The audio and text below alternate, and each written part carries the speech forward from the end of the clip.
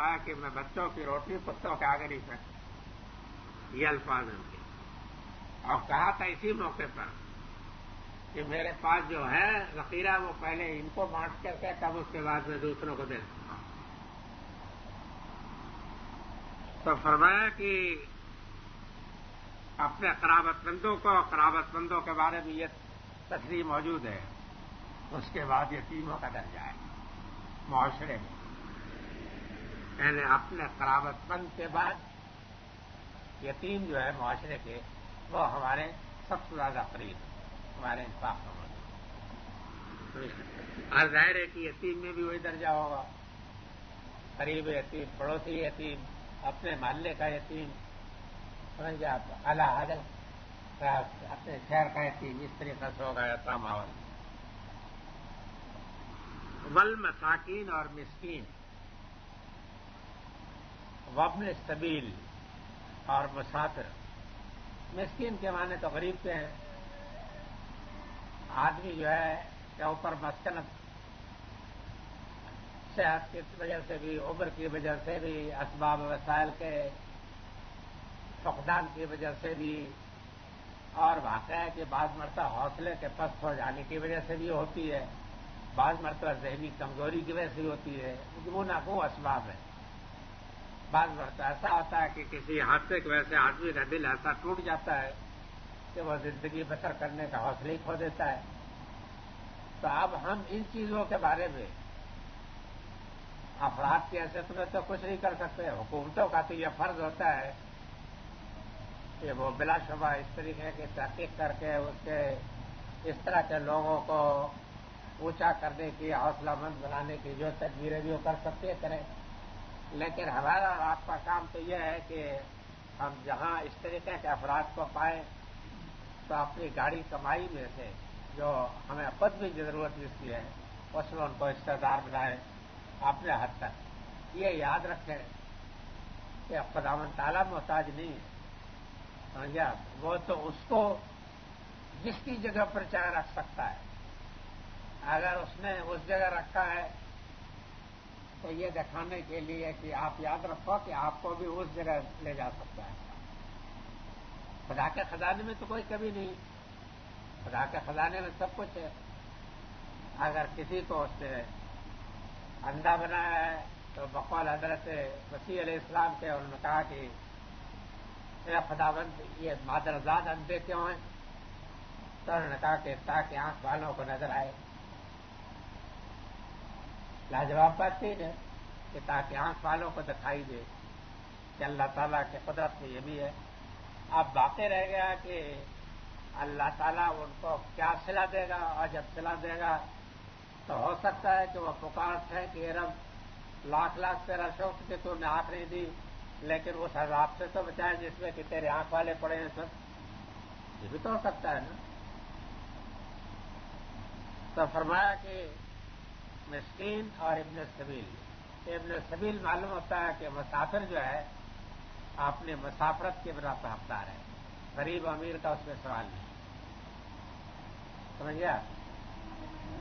اب ان کے لیے اگر مسافر خانے بنے، شام کی جگہ بن جائیں، اور یہ بات بھی ہو کہ وہاں ان کو ایک دن یا 2 دن ٹھہریں تو ان کو کھانا اور روٹی اور اس طرح کے مل جائے، ضروریات مل جائیں، اس کے اوپر جو آپ کا اتفاق ہوگا وہ سب، اگرچہ اس میں بڑے بڑے مسافر بھی ٹھہرتے ہوں، خیر بڑے بڑے مسافر کیوں ٹھہریں گے؟ اپنے ہوٹلوں پہ ہوتے ہوئے جہاں عیش خانے ان کو ملیں گے وہاں وہ ٹھہریں گے، لیکن غریبوں کے ٹھہرنے کے لیے اگر اس طرح کے انتظام ہوں تو اس میں امیر و غریب کی کا امتیاز نہیں ہوگا، اس لیے کہ وہ مسافر خود محتاج ضرورت مند ہے۔ والسائلین اور مانگنے والے۔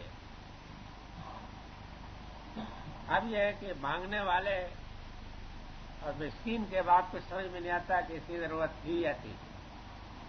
معلوم ہوا کہ مسکین 2 قسم کے ہوتے ہیں، ایک تو ہوتے ہیں مسکین مگر بڑے خوددار ہوتے ہیں، سمجھ رہے آپ؟ وہ ان کو کسی کو خاطر میں نہیں لاتے، وہ کسی کے آگے دست سوال نہیں دراز کرتے، آپ خود ان کو تلاش کر کے پہنچیں تو ان کی مہربانی ہوتی ہے کہ وہ قبول کر لیں. انہوں نے کہا اگر نہ قبول کریں تو یہ بھی بعید نہیں. اور ایک وہ ہوتے ہیں کہ جو مانگ بیٹھتے مانگتے بھی ہیں. تو مانگ بیٹھنے والوں کے متعلق ہمارا اور آپ کا کام نہیں ہے کہ جستجو کریں. سمجھ گیا؟ ہمارا اور آپ کا کام یہ ہے کہ اگر کوئی دے سکتے ہیں تو دے دیں, نہیں دے سکتے تو معذرت تحت مہذب الفاظ میں کریں. مہذب الفاظ کے علاوہ یہ بات جو قرآن سے معلوم ہوتی ہے کہ اچھے وعدے کے ساتھ کریں کہ بھائی میرے پاس ہے نہیں, ہوتا کچھ تو ضرور دیتا, اگر کوئی دوسرا موقع ملا تو انشاءاللہ ضرور آپ کی خدمت کروں گا. یہ بات جو قرآن شریف ہی سے نکلتی ہے.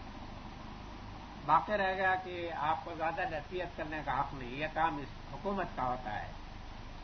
حکومت کا کام ہے کہ وہ سائلوں کے لیے انتظام کرے, وہ تحقیق بھی کرے کہ واقع ہے کہ یہ مانگنے والے ہیں یا بعض بھگل بنائے ہوئے ہیں اور بینک میں ان کا بیلنس ہے.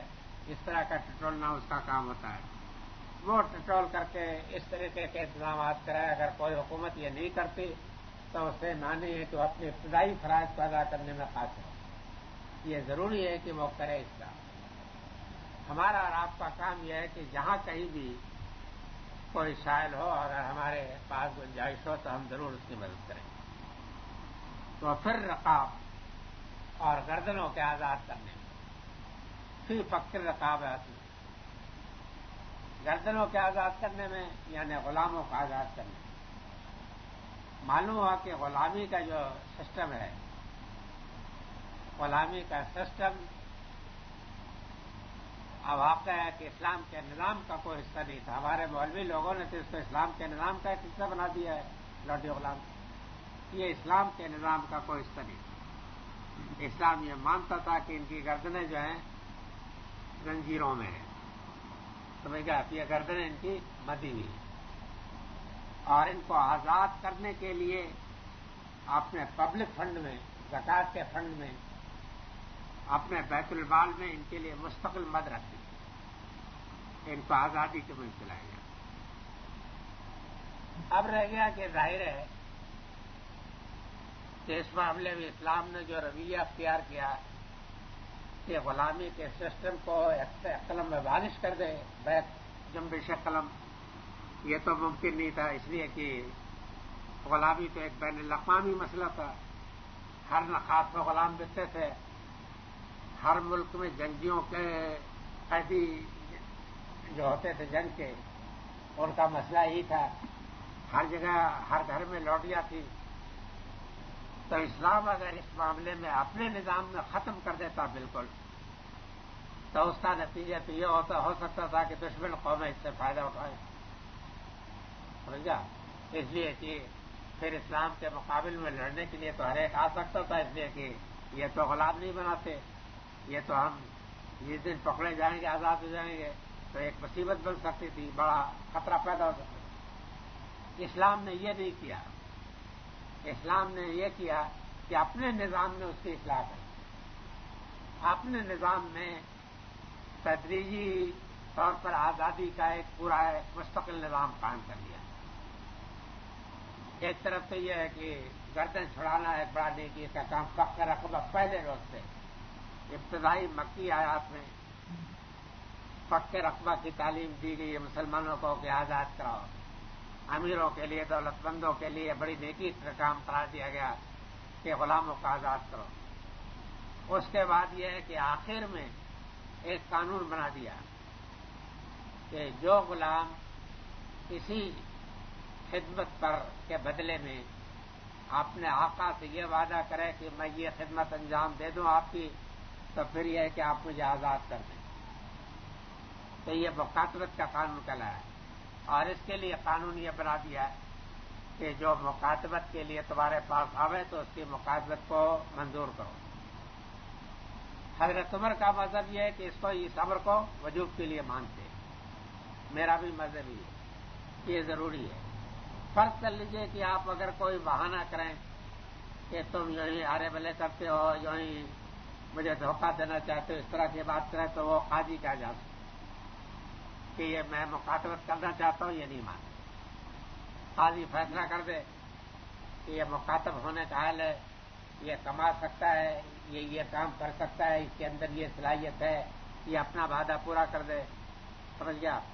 تو یہ ہے کہ پھر وہ آزادی کا وہ حق حاصل کر لے۔ اب مسلمانوں کو یہ حکم دیا کہ جس غلام نے اپنے کو مخاطب بنا لیا ہے اس کی خوب مدد کرو، اور بیت المال میں بھی مدد دی کہ ہر شخص اس کی بیت المال سے بھی مدد کی جائے۔ یعنی وہ سرکاری طور پر بھی مطالبہ کر سکتا تھا کہ میں نے فلاں نے اپنے آقا سے مخاطبت کا معاہدہ کیا ہے، مجھے اتنی رقم دینی ہے اس کو، یا فلاں مکان اس کا بنانا ہے، یا فلاں کام کرنا ہے، مجھے بیت المال سے مدد دی جائے۔ تو بیت المال جو ہے اس میں اس کی شعبہ تھا، وہاں سے مدد دی جائے۔ ظاہر ہے کہ اس نظام کے بعد مسلمانوں کے اندر غلام وہی رہ سکتے تھے کہ جو بالکل عاجز و مجبور ہوں، جو کچھ نہ کر سکتے ہوں۔ تو واقع ہے کہ ان کے لیے اسی میں سلامتی تھی۔ اس کی وجہ یہ کہ روٹی اور کپڑے اور باعزت زندگی کی تو ان کو گارنٹی اسلامی قانون کے روح سے آتی تھی۔ اب فرض کر لیجیے کہ ایک بڑھیا لوٹی ہے، کوئی ذریعہ نہیں ہے، تو جب تک وہ اپنے آقا کے یہاں ہے، آقا کے اوپر ادروی قانون ذمہ داری ہے کہ روٹی دے، کپڑا دے، اپنے معیار پر، اپنے معیار کا، مرے تو اس کو عزت کے ساتھ دفن کرائے، اور یہ کہ مرنے کے بعد بھی ان کے اندر موالات کا رشتہ رہتا تھا۔ یعنی یہ ہے کہ فلاں خاندان کی لونڈی تھی یا فلاں خاندان کی آزاد کردہ تھی، اور اگر قتل و قصاص کا کوئی معاملہ ہے تو خاندان کے اوپر ذمہ داری تب ہوتا تھا۔ تو اس طریقے سے یہ سسٹم ختم ہو گیا تھا غلامی کا۔ اب آپ اگر کہیں کہ اس کے باوجود اسلام نے غلامی کا سلسلہ جاری کیسے رہا، اس کی ذمہ داری میرے نزدیک اسلام پر ہے، اسلامی قانون پر ہے۔ سمجھا؟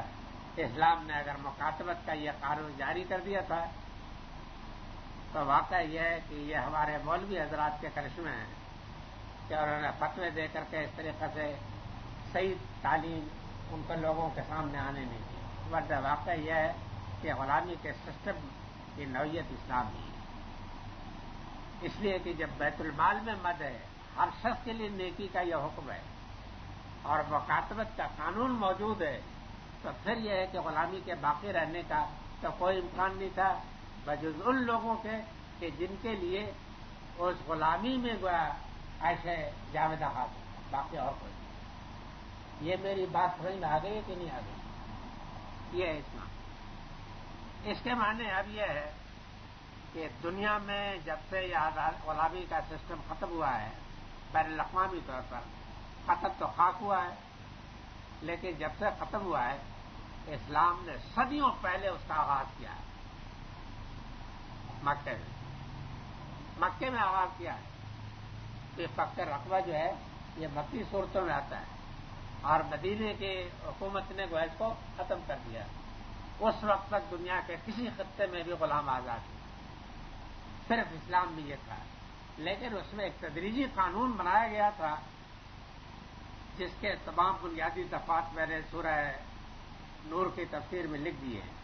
یہ بنیادی دفعات یہی ہے۔ حد یہ ہے کہ غلام کو غلام کہنا، لونڈی کو لونڈی کہنا ممنوع تھا، فتح سے ہی،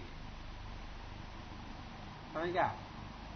آپ چپراسی کے لیے آج فاسد کا لفظ کہتے ہیں نا، اس زمانے میں خود قرآن نے فتح و فساد کا لفظ لونڈی اور غلام کے لیے پسند کیا تھا، لیکن اگر آپ لوگوں نے اس کو نہیں برتا، نہیں استعمال کیا، آپ نے اپنے ادب میں نہیں داخل کیا، تو اس میں قرآن کا کوئی قصور نہیں ہے، قرآن مجید میں تو یہ بات موجود ہے۔ فتح و فساد کے معنی کیا ہے؟ تو بہت ہی شاندار لفظ ہے نا، سمجھا؟ اے نوجوان، سمجھا، اور برادر، اور بی اور کاکی، جس طریقے سے کہتے ہیں نا، یا وہ مائی، جس طریقے سے بھی وہ کہے۔ لیکن فساد میں تو اگر آپ مائی کسی کو کہہ دیتے تو لوڈی آپ کے سر ہو جاتی ہے کہ میں اس کو تو فساد کہنا چاہیے، تو مجھے مائی کیوں کہتے ہو؟ یہ سچ ہے۔